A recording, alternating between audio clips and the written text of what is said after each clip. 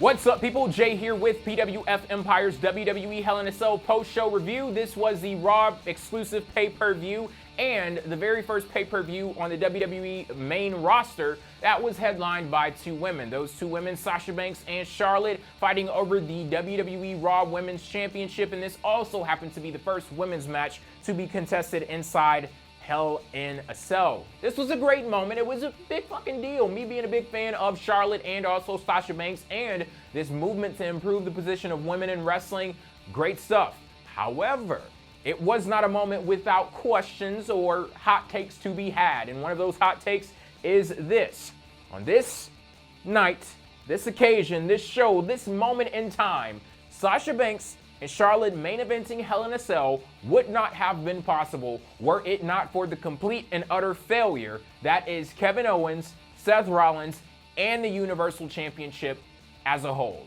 You knew something was going on by the mere fact that we didn't really find out that this match was going to officially be the main event. We didn't get the word from WWE until, Saturday or Sunday, the actual day of the friggin' show. And you would think that with as much lip service as they provide to this women's revolution, that this is something that they would want to promote in advance. They don't want to wait to the damn 11th hour. And with the fact that it was almost to the last minute, and when we heard about this, it lends credence to those rumors that there was some kind of conflict going on backstage where, okay, is this match going to main event or is it going to be somewhere else on the card? And something like that was only possible because WWE was basically forced into a corner where you have been telling the audience, well, it's possible for the women to main event because they main evented Monday Night Raw, and it's possible for them to be in a Hell in a Cell match. So if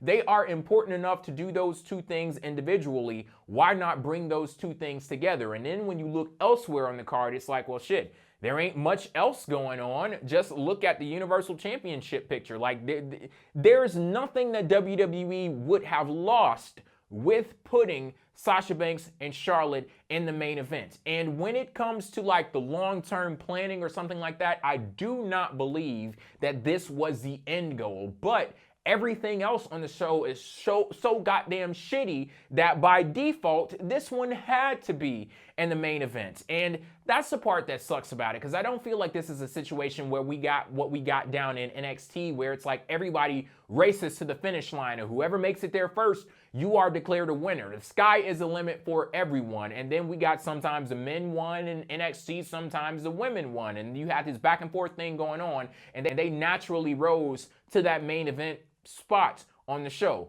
When it comes to Monday Night Raw, I feel like Sasha and Charlotte were getting ready to start the race, and Kevin Owens and Seth Rollins are sitting at the starting line eating Elmer's glue and motherfucking Play-Doh. Like, that's the level of competition there. That's not a world championship feud. I don't give a damn what anybody says. And I understand that when I say failure and when I say that's not a world championship feud, some people may be like, well, hold on. It's really entertaining. And I'll give you that. There are a lot of folks who look at what's going on between Kevin Owens and Seth Rollins and Chris Jericho, and they like this whole buddy comedy sitcom that's told on a week-to-week basis. But when you lean so far onto comedy to tell a story, a main event story in WWE for a world championship, there is something that you sacrifice in the process. And it's either A, you're willing to make that sacrifice, or B, you haven't even thought out far enough to know what the fuck it is that you actually are sacrificing in the process. And one of the things that I believe they are sacrificing is a bit of legitimacy. When you take into account the fact that Chris Jericho's list is more over than the fucking Universal Championship, that is a goddamn problem. And it's wonderful. If you laugh at what's going on, that is more power to you, but that's just not my thing. I can't rock with that at all. And I had this really uncomfortable feeling watching that match at Hell in a Cell. Chris Jericho, Seth Rollins versus Kevin Owens. And it's funny that Freudian slip me mentioning Chris Jericho, because the whole thing was I got a very uneasy feeling back to 2015 with all of that bullshit that was going on with Seth Rollins and his reign as champion, when you didn't feel like a match really started until there was interference. Because watching what went on between the competitors in the ring, that wasn't the real story. When somebody else jumped in and interfered and when they made their appearance, that's when things really got started. Now, that's what I originally thought watching the match the first time around. I actually went back and I was like, you know what? Maybe it was me. I don't know. Let me watch it a second time around. And it was a very nice and solid athletic contest the second time around between Kevin Owens and Seth Rollins. But once again, we arrive in a situation where I got another issue with that, because we exist in an era of wrestling where you can't swing a fucking stick and not hit a good match, a good technical match. What else are you bringing to the table other than that? And when it comes to the whole comedy and the interference, that's just not something that I can rock with. But I'll give props to Kevin Owens and Seth Rollins for delivering a nice athletic contest. But then again, like I said, in this era of wrestling, you can't shake a fucking stick and not hit a good match. Now that we got that rant out of the way, let's go ahead and actually start at the top of the show with the opening match of the night. This was Roman Reigns defending his United States Championship versus Rusev inside the completely unnecessary Hell in a Cell. There was no reason for this to really be a Hell in a Cell match. When I look over all of the spots that actually involve the cell, they could have easily been reworked into something else that would have fit into a more appropriate match type, like a no DQ match, hardcore or Extreme Rules. I guess that's what we're calling it these days. There was only one really memorable moment to me that they utilized the cell, and that was when Reigns rushed towards Rusev and knocked him off the apron and he fell back into the cell wall. That was it. I'm not saying that that was the only spot that happened where they used the cell, but that was the only memorable one. Everything else could have been reworked into something else, like I said. But with that being said, it was still a nice match. And I guess that's just part of, with WWE throwing out so many goddamn Hell in a Cell matches, I just feel like they're giving me a pass to be nitpicky and saying, okay, well, how can we save a bit of the specialness of the Hell in a Cell? We could take this match, rework it into something else, and then we'll save, that look, that feel, that atmosphere for other instances, or should I say in other instance, because there was only the need for one Hell in a Cell tonight, or shit.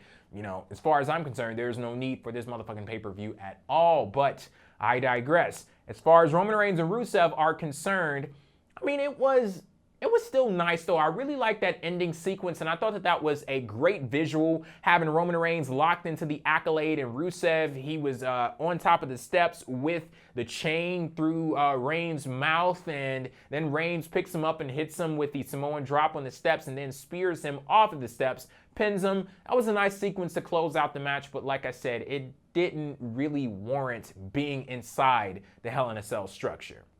I'm going to be honest here, I'm not going to spend too much time on this one, Bayley versus Dana Brooke, because this was a TV match if I ever saw one. Bayley got the win here with the Bayley to Belly, and it was one of the commentators, they said after the match, well, Bayley gets a pay-per-view victory, and that was the whole fucking objective, just to get her on the show and to get her a win with whatever they have planned for her next, and that was it. Yeah, a good outing from Bayley. I'm glad that they didn't have Dana Brooke win, because the powers that be in WWE see something in her, and for the life of me, I cannot figure out what the fuck it is. But, good on you, Bayley, for getting the victory here. Following Bayley's victory at Hell in a Cell, we had Luke Gallows and Karl Anderson defeat Enzo Amore and Colin Cassidy. Now, I haven't watched Raw for the last month, but I was struck by the narrative that was being painted around this match. And the narrative that was being painted around this match was the exact same goddamn thing that they were trying to tell me a month ago before I stopped watching Monday Night Raw with Luke Gallows and Karl Anderson. They were talking about how the games were going to be over, the entertainment time and trying to make people laugh, that's all going to be over, and they're going to be serious and yada, yada, yada. Now, that was back then. You fast forward a month and you're still telling that same friggin' story. And my issue is not with you telling that story. It's just, my problem is How can you, a month ago, figure out where you want to go with Luke Gallows and Karl Anderson, and then you just start tonight at Hell in a Cell? Like, you were telling me, oh, they're about to get serious, and then they're about to get serious. You're not telling me what they have done in this past month to solidify their new mindset. You're saying, okay, well, we told you a month ago, but it's finally starting right now. So I had a bit of a problem with that. But as far as what they did in the match, this is something that I want to see more of from Luke Gallows and Karl Anderson going forward. And I'm glad that they had that no-nonsense approach to the comedy and the antics of Enzo, Amore, and Colin Cassidy. It's a nice juxtaposition there, and to see Luke Gallows and Karl Anderson come out on top, it's good for them, but I do wonder what's going to happen with Enzo and Kaz going forward, because their act, it's good that they're great on the mic and they're entertaining and things like that, but I have seen some issues developing with them, and I don't even know if WWE has any plan as to what the hell to do with these guys going forward. But I guess for all of you Raw fans, that's something that you can look out for in the future. What's going to happen with these two teams and the directions that they're heading in currently. As far as Kevin Owens, Chris Jericho, and Seth Rollins are concerned, I said everything that needed to be said about that one. I will, however, be making a video specifically discussing the Universal Championship within the next few days. Until then, we do have other championships in WWE that are going through the struggle as well, and they require a little bit of attention, so let's go ahead and grant them that. The Cruiserweight Championship changed hands at Hell in a Cell. The new champion, Brian Kendrick, defeated the former champion, TJ Perkins, and made him look like a goddamn fool in the process. I am hoping that WWE fully realizes the opportunity that they've been presented with Brian Kendrick winning the Cruiserweight Championship, and they take full advantage of that and move into a new direction with the Cruiserweight division. Because honestly, I feel a little uncomfortable watching Cruiserweight matches these days, because it's like this weird thing going on where I don't even feel like it is a Cruiserweight division. This is a fucking hobo fight league. It's like WWE has amassed a collection of the saddest individuals on the friggin' planet, and they're forcing them to fight each other for our entertainment. Just looking over the landscape of the Cruiserweight division, is it just me, or does everybody have a goddamn sob story? Like, goddamn. And specifically regarding Brian Kendrick and TJ Perkins, one of the defining narratives of this feud has been, okay, which one of us is more homeless than the other one? Which one of us is more helpless than the other person? And like, I don't mean to look on those situations lightly, but it's just that like WWE is way too heavy-handed when it comes to telling these sob stories, and they just force them upon us. And that's one thing, to give us a backstory to these wrestlers, these superstars, to flesh them out as people and make them, you know, personable. But you have to expand upon that. You have to establish the foundation and then build upon that. Attempt to build multi-dimensional characters, and they are far and few between in the Cruiserweight division. That's why I look at Brian Kendrick with a little bit of hope, because there is something there, like a legit character that I could possibly get behind if it is handled correctly. Because you have Brian Kendrick, this grizzled veteran who's bitter about the way that things ended in his previous incarnation in WWE. Now he's back with a second shot, and he has to balance this thing where it's like, okay, I can't fuck up this time, so I have to be on my, you know, P's and Q's.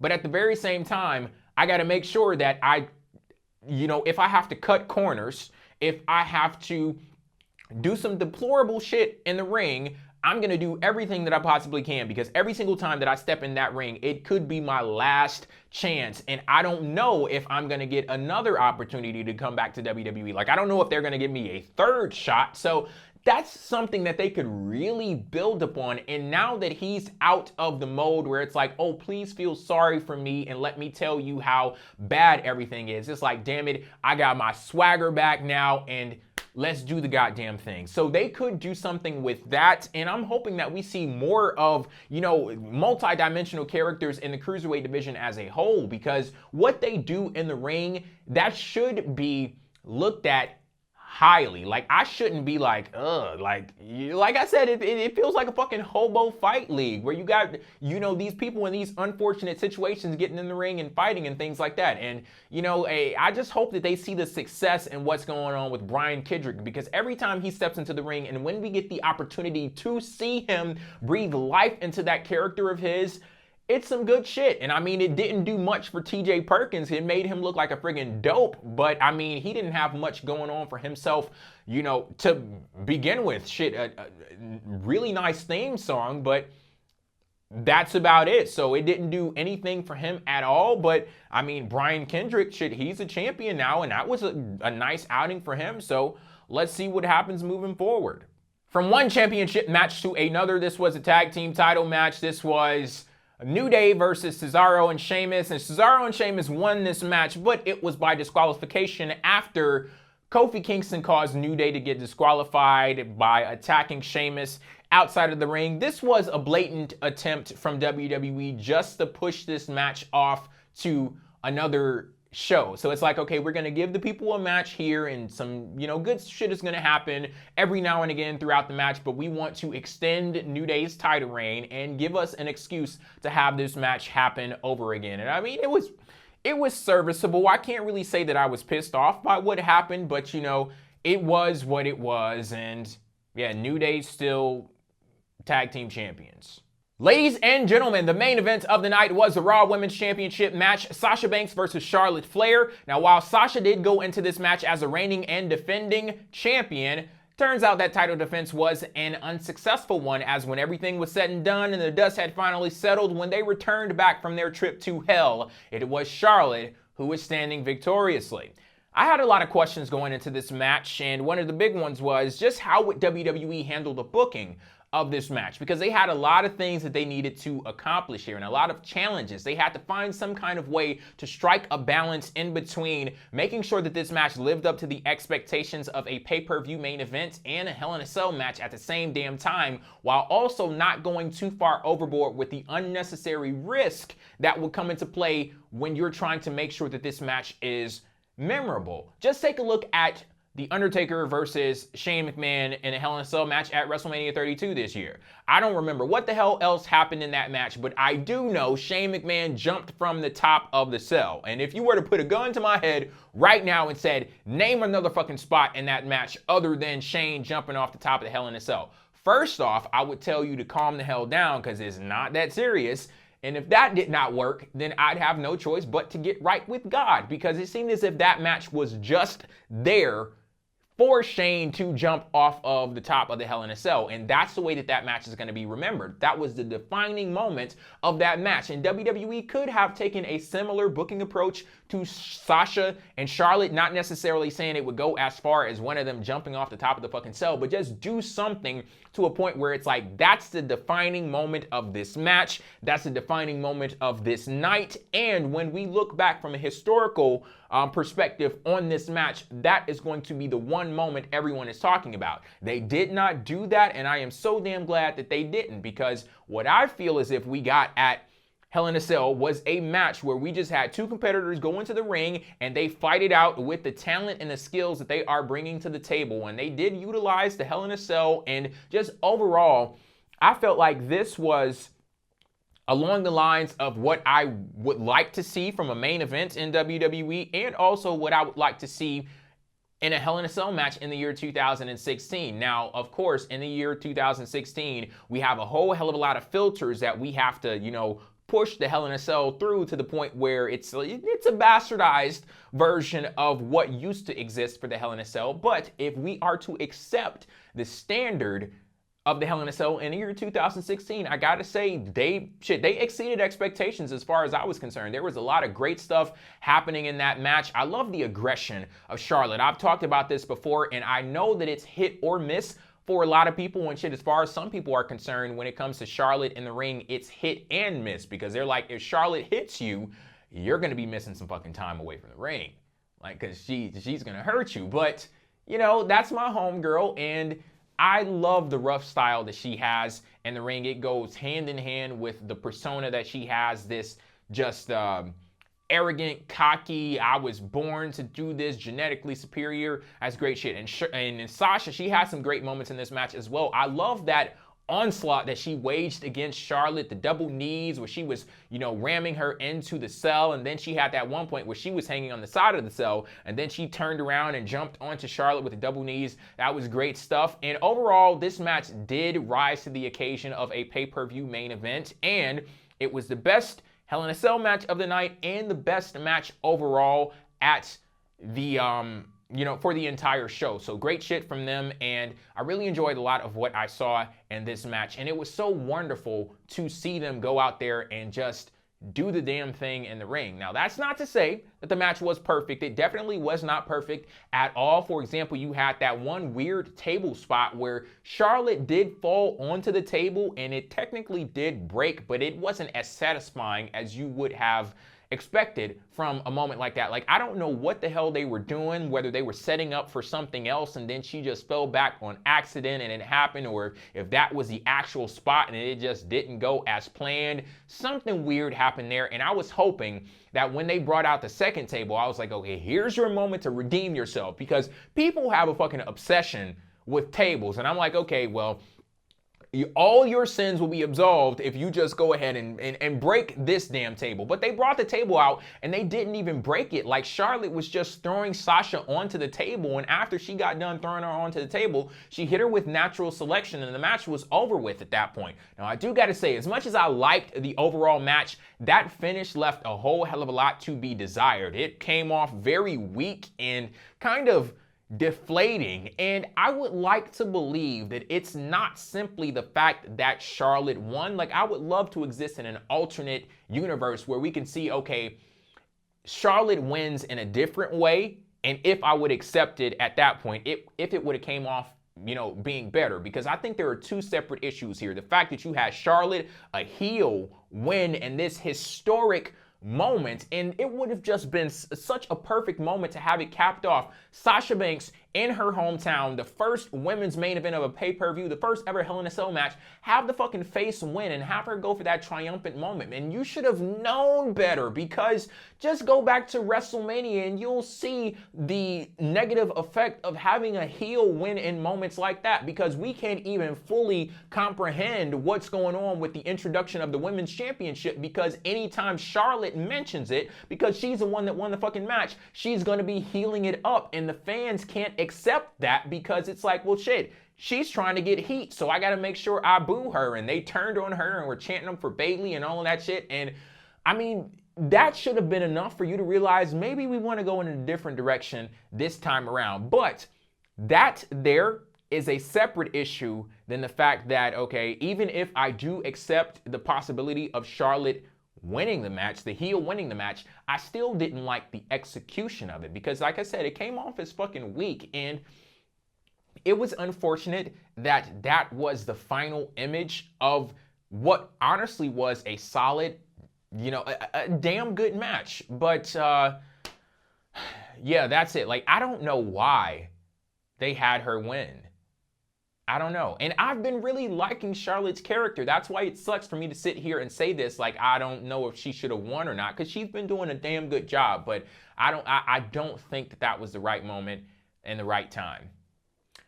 Overall, for Hell in a Cell, now some of you may know that I have not been watching Monday Night Raw. And I was looking at this show for the specific purpose of like wanting to see something that would pull me back in.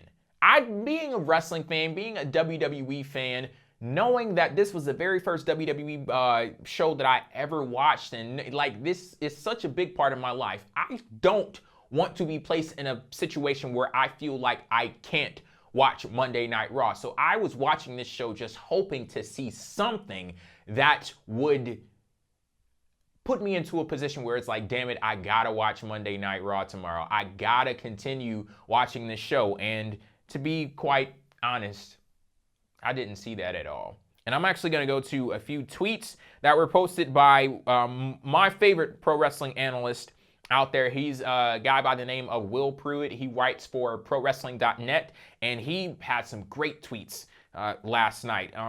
one of them being this. Raw seems to be thoroughly unintelligently written with no real storyline structure or payoff. And everything that I've been feeling about Monday Night Raw and the reason why I stopped watching a month ago, it's all encapsulated in those few characters right there.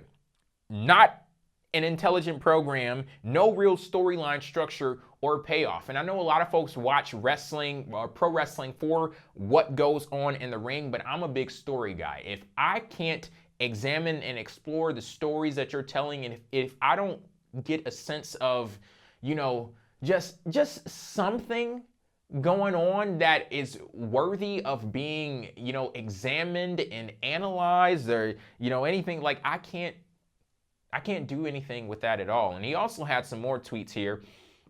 He said, watching WWE is hoping for a perfect moment, shining through the flawed, odd, and broken stories. The audience for wrestling is decreasing and changing because people are tired of sifting through all of the broken stories for the moments. And this is exactly what we talked about on the PWF Empire podcast a few weeks ago when I said I'm so damn tired of this thing that WWE has roped everyone in. It's like they've conditioned them where it's like, yeah, how many people, let me ask you this question. How many people do you know that acknowledge Monday Night Raw to be a completely shitty program, but still watch on a week-to-week basis? And the reason is exactly what was said right there. You watch hoping that through all of the BS, you'll find a diamond in the rough. And oh, I can't not watch this show and miss out on this big moment. I can't miss Goldberg coming back. I can't miss an appearance from this person. What if something shocking happens? What if this happens? Or what if that happens?